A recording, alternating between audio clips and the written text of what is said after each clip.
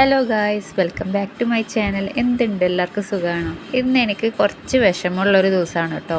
എന്തെന്ന് പറഞ്ഞു കഴിഞ്ഞാൽ ലാസ്റ്റ് ഞാൻ പറയാം. ഇപ്പം ഞാൻ എൻ്റെ റെസിപ്പീസ് മുന്നോട്ട് കൊണ്ടുപോവാം.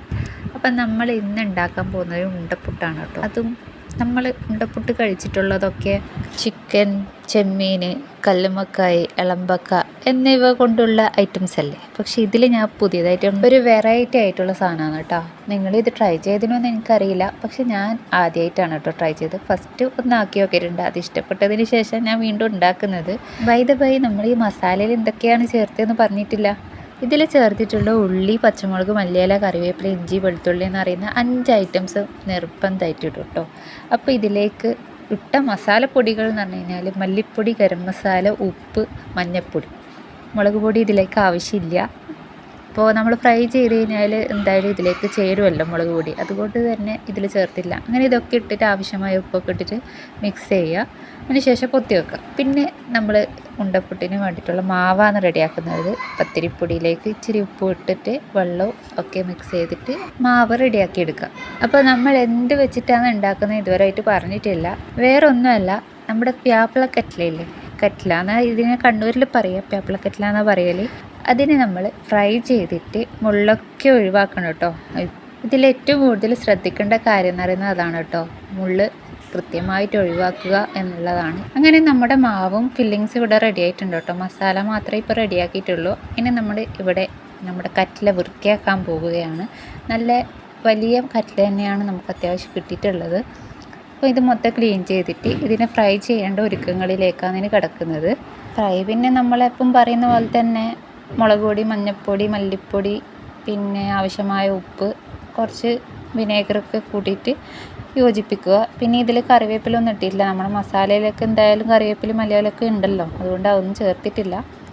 അങ്ങനെ ഇതൊക്കെ മാരിനേറ്റ് ചെയ്തതിന് ശേഷം വെളിച്ചെണ്ണയിലാണ് ഫ്രൈ ചെയ്തെടുക്കേണ്ടത്. അപ്പോൾ അതിൻ്റെതായ ഒരു ടേസ്റ്റ് പ്രത്യേകമായിട്ട് ഉണ്ടാകും. അപ്പോൾ പെട്ടെന്ന് വെന്ത് കിട്ടാൻ വേണ്ടിയിട്ട് തന്നെ ഞാനിത് അടച്ച് വെച്ചിട്ടാണ് വേവിക്കാറ്. അതാകുമ്പോൾ ഷാലോ ഫ്രൈ ആയിട്ടാണ് നമുക്ക് കിട്ടുകയും ചെയ്യുക. നല്ല സോഫ്റ്റ് ആയിട്ടുള്ള ഫിഷ് ഫ്രൈ ആണ് നമുക്കിവിടെ കിട്ടുക. ഇത് ഞാൻ ഫസ്റ്റ് ട്രൈ ചെയ്തിട്ടുണ്ടായത് ഉച്ചക്ക് മീൻ പൊരിച്ചത് ബാക്കിയുണ്ടായിരുന്നു കേട്ടോ. അപ്പോൾ അപ്രതീക്ഷിതമായിട്ട് വൈകുന്നേരം ഒരു വിരുന്നുകാർ വരുന്നു എന്ന് പറഞ്ഞതുകൊണ്ട് വേറെ ഒന്നും അങ്ങനെ ഉണ്ടായിരുന്നില്ല. അപ്പോൾ ഇതുപോലെ കട്ട്ല ഉണ്ടായപ്പോൾ ഞാൻ ഇതുപോലെ ചെയ്ത് നോക്കിയാണ് കേട്ടോ.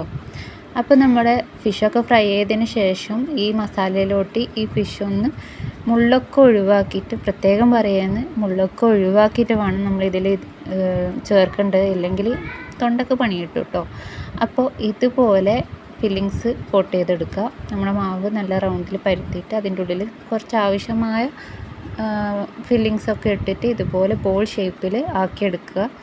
അതിനുശേഷം നല്ലതുപോലെ ഉരുട്ടിയെടുത്തതിന് ശേഷം തേങ്ങയിലേക്ക് ജസ്റ്റ് കോട്ട് ചെയ്തേക്ക് വെക്കുക. ഇതുപോലെ ആരും ട്രൈ ചെയ്ത് നോക്കിയില്ല, എന്തായാലും ഒന്ന് മസ്റ്റ് ട്രൈ ഐറ്റം തന്നെയാണ്. ഒന്നാമതേ കറ്റ്ല വേറെ തന്നെ ഒരു ഫ്ലേവർ ടേസ്റ്റഡ് ആയിട്ടുള്ളൊരു ഫിഷാണല്ലോ. അപ്പോൾ എന്തായാലും ഒന്ന് ട്രൈ ചെയ്ത് നോക്കണം കേട്ടോ. നല്ല ടേസ്റ്റ് ഉണ്ട് അതിൻ്റെ മസാല തന്നെ.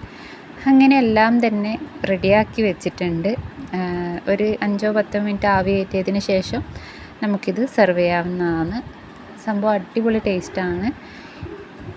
നല്ല മസാല ഒക്കെ ഉള്ളതുകൊണ്ട് തന്നെ കഴിക്കാനും നല്ല ഉണ്ടായിരുന്നു. ഇനി വേറൊരു ദിവസത്തെ വീഡിയോ ആണ് കേട്ടോ ഇത്. ഇവിടെയാണ് എനിക്ക് പാളിപ്പോയ ഒരു സംഭവം ഉള്ളത് കേട്ടോ. ഞാൻ ഇന്ന് ഇവിടെ ഉണ്ടാക്കാൻ പോകുന്നത് വലിയ പേരൊന്നും ഇല്ലാത്തൊരു ഐറ്റമാണ്, ഒരു പരീക്ഷണം കൂടിയായിരുന്നു. ഇത് മുന്നേ ട്രൈ ചെയ്ത് നോക്കാത്തത് കൊണ്ട് തന്നെ എനിക്ക് പറ്റിയൊരു മിസ്റ്റേക്കും ആയിരുന്നു കേട്ടോ. പ്രത്യേകിച്ച് നോമ്പിൻ്റെ ടൈമിന് തന്നെ ആക്കാൻ തോന്നിപ്പോയല്ലോ എന്നുള്ളൊരവസ്ഥയിലേക്കായി.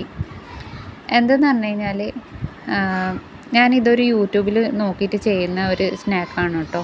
പഴവും മുട്ടയും ഉണ്ടെങ്കിൽ നമുക്ക് എളുപ്പത്തിൽ വീട്ടിൽ തയ്യാറാക്കാൻ പറ്റും എന്നുള്ള രീതിക്ക് കണ്ടുകൊണ്ട് ചെയ്ത് നോക്കിയതാണ്.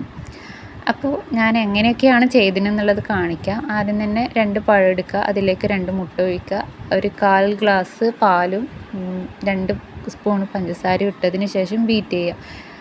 എന്നിട്ട് ഇതുപോലെ പേസ്റ്റ് ആക്കിയിട്ട് മാറ്റി വെക്കുക. എന്നിട്ട് അതിൽ ചേർത്തിട്ടുണ്ടായത് തേങ്ങപ്പണ്ടായിരുന്നു കേട്ടോ. തേങ്ങയുടെ ഫില്ലിങ്സ് ആയിരുന്നു അതിൽ ചേർത്തിട്ടുണ്ടായിരുന്നത്. പക്ഷേ ഞാൻ ഇതിലേക്ക് മുട്ടയാണ് ചേർത്തത്. അതുകൊണ്ടായിരിക്കാം മിക്കവാറും അതിൻ്റെ ടേസ്റ്റ് ഒന്നാമത് പോയിട്ടുണ്ടാവുക. എങ്കിലും ഞാൻ ചെയ്തത് ഞാൻ നിങ്ങൾക്ക് കാണിച്ചു തരാം. എൻ്റെ മിസ്റ്റേക്ക് നിങ്ങൾക്കും അറിയാതെ പറ്റിപ്പോണ്ട, അതുകൊണ്ട് തന്നെ ഞാൻ കാണിക്കുന്നതാണ്. അപ്പോൾ ഇതിൽ ഞാനിപ്പോൾ എഗ് ഫില്ലിങ്സാണ് ആക്കുന്നത്. പിന്നെ നമ്മുടെ കായടക്കമൊക്കെ ഉണ്ടാക്കുന്ന ആ ഒരു പണ്ടുണ്ടല്ലോ, അതേ രീതിക്ക് തന്നെയാണ് ചെയ്യുന്നത്. അപ്പോൾ ആദ്യം തന്നെ പശുനെയ്യ് ആക്കിയതിന് ശേഷം അണ്ടിയും മുന്തിരിയൊക്കെ ഇതുപോലെ ഒന്ന് റോസ്റ്റ് ചെയ്തെടുക്കുക. എന്നിട്ട് അതിലേക്ക് നമ്മൾ നേരത്തെ ബീറ്റ് ചെയ്ത് വെച്ച മുട്ടയാണ് ചേർത്ത് കൊടുക്കുന്നത്. അപ്പോൾ അതൊക്കെ നല്ലതുപോലെ സ്ക്രംബിൾ ചെയ്തെടുക്കുക. അതിന് ശേഷം നമ്മൾ ഇതേ പാനിലോട്ട് തന്നെയാണ് നമ്മൾ നേരത്തെ തയ്യാറാക്കി വെച്ച ആ പഴത്തിൻ്റെ ബാറ്റർ ഉണ്ടല്ലോ, അത് കുറച്ച് മാത്രം ഒഴിച്ചു കൊടുക്കുക. എന്നിട്ട് അതിന് ശേഷം ഒന്ന് മേലെ ഡ്രൈ ആകുന്ന വിധത്തിൽ ഒരു കുറച്ച് സമയം അടച്ചു വെക്കുക. അതിന് ശേഷം മേലെ ഡ്രൈ ആയി കഴിഞ്ഞാൽ നമ്മൾ ഈ തയ്യാറാക്കിയ മുട്ടയുടെ ഫില്ലിങ്സ് ഇതുപോലെ എല്ലാ ഭാഗത്തായിട്ടും ഫില്ല് ചെയ്ത് കൊടുക്കുക. ഇതിന് പകരം തേങ്ങയായിരുന്നെങ്കിൽ എത്രയോ നല്ലതായിരുന്നു. ഞാൻ പലവട്ടം ചിന്തിച്ചിട്ടുണ്ടായിരുന്നു. എനിക്കിത് കാണുമ്പോൾ എപ്പോഴും സങ്കടം തന്നെയാണ്. അപ്പോൾ അതിന് ശേഷം ഈ ബാക്കി വന്ന ബാറ്റർ ഇതിൻ്റെ മേലേക്ക് ഒഴിച്ചു കൊടുക്കുക. എല്ലാം ഒരുപോലെ സെറ്റാക്കി വെക്കണം. അതിന് ശേഷം ഒരു 5 മിനിറ്റ് മേൽഭാഗം ഒന്ന് ഡ്രൈ ആകുന്ന വരെ അടച്ചു വെച്ച് കൊടുക്കുക. പിന്നെ ഇതെന്തായാലും ഈ ഒരു രീതിക്ക് മറിച്ചിടാൻ കഴിയില്ല കേട്ടോ. അതുകൊണ്ടാണ് ഈ സെക്കൻഡ് പാൻ യൂസ് ചെയ്യേണ്ടി വന്നത്. അപ്പോൾ അടിയും ചെറുതായിട്ട് പാളിപ്പോയിട്ടുണ്ട്, ചെറുതായിട്ടൊന്ന് ബ്രൗൺ ആയിപ്പോയിട്ടുണ്ട്. അപ്പോൾ സംഭവം റെഡി ആയിട്ടുണ്ട്. കാണാനൊക്കെ നല്ല സ്റ്റൈലൊക്കെ ഉണ്ടായിരുന്നു. പക്ഷെ കഴിക്കാൻ തുടങ്ങിയപ്പോഴേക്കും മുട്ട ഏതാണ് പഴം ഏതാണെന്ന് തിരിയാത്ത അവസ്ഥയാണ്. അതുകൊണ്ട് തന്നെ അതൊരു വേസ്റ്റ് ഡിഷായിട്ട് തന്നെ എനിക്ക് തോന്നിയിട്ടുള്ളൂ. ചിലപ്പോൾ തേങ്ങയുടെ ഫില്ലിങ്സ് വരുന്നതാണെങ്കിൽ കുറച്ചുകൂടി നന്നാകുമായിരുന്നു എന്ന് തോന്നിയിട്ടുണ്ട്. ഇനി എന്തായാലും ഞാൻ ട്രൈ ചെയ്യാൻ പോകുന്നില്ല. പിന്നെ കൂടെ തന്നെ നമുക്ക് അപ്പുറത്തുനിന്നും സ്നാക്സൊക്കെ കിട്ടിയിട്ടുണ്ടായിരുന്നു. ബ്രെഡ് സാൻഡ്വിച്ചും കായടയും ചിക്കൻ റോളുമാണ് അത്. പിന്നെ ഞാൻ നേരത്തെ കാണിച്ച ഉണ്ടക്കുട്ടാണ് കേട്ടോ ഇത് അടിപൊളി ടേസ്റ്റാണ്. ഇതെന്തായാലും നിങ്ങൾ ട്രൈ ചെയ്യണം, മറ്റേത് ട്രൈ ചെയ്യരുത് എന്നാണ് ഞാൻ പറയുന്നത്.